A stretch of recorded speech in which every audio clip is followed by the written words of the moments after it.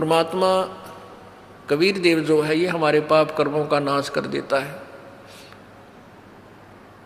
अब जैसे आप सोचते हो कि भी हमें ये हानि नहीं होनी चाहिए थी,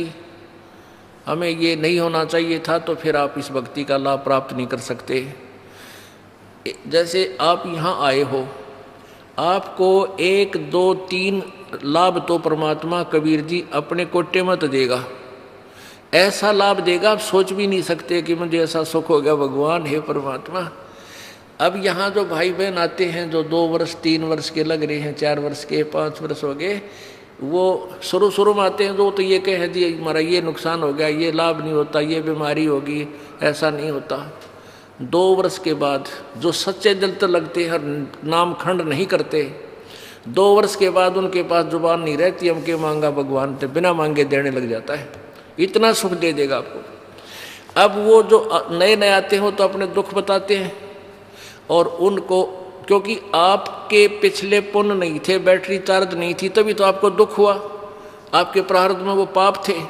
अब परमात्मा ने आते ही वो पाप काट के आपके सुख लिख दिए, तो अपने कोटे से आपको दिया। फिर आपको कहा जाता है कि बेटा बच्चा बेटी अब तू भक्ति करके ये अपनी कमाई स्वयं कर। 1 2 सुख तो इसलिए दिया जाता है कि ये पहचान ले के भगवान है यहाँ पर, और फिर आपने स्वयं अपनी मजदूरी करनी पड़ेगी, तभी तुम सेठ होगे। तो यहाँ आते हो, जैसे कोई भक्त आता है, पहले तो आप सच्चे दिल से शुरू में लगते नहीं। यदि आप शुरू से समर्पण कर दो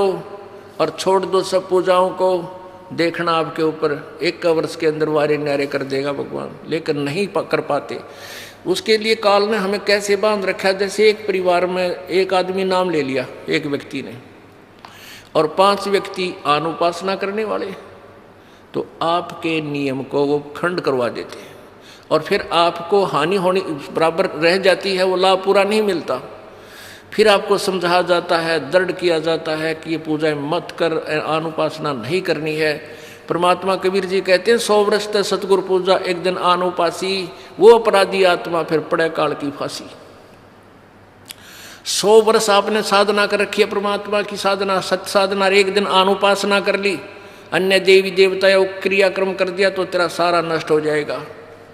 वो अपराधी आत्मा फिर पड़े काल की फांसी, यानी वो पिछला किया हुआ नष्ट नहीं होगा, लेकिन काल के जाल में फंस गया, नाम टूट गया, और काल फिर तेरे पिछले पुण्य के आधार पर तुझे नचाएगा, स्वर्ग में देवता बना देगा, ब्रह्मा विष्णु महेश बना देगा, पदवी दे देगा, फिर आपकी मलाई जो बैटरी डिस्चार्ज हो जाएगी, फिर गधे की योनि दे देगा, यानी काल की फांसी में फिर रह गया। तो ये साधनाएं आपने जो हम बताते हैं शुरू में ही, प्रारंभ से ही दृढ़ निश्चय करके आओ, और सब आप अनुपासना को और सब मर्यादा जो आप हमारे नियम को भंग करती हैं, इनको तुरंत त्याग दो, और फिर देखना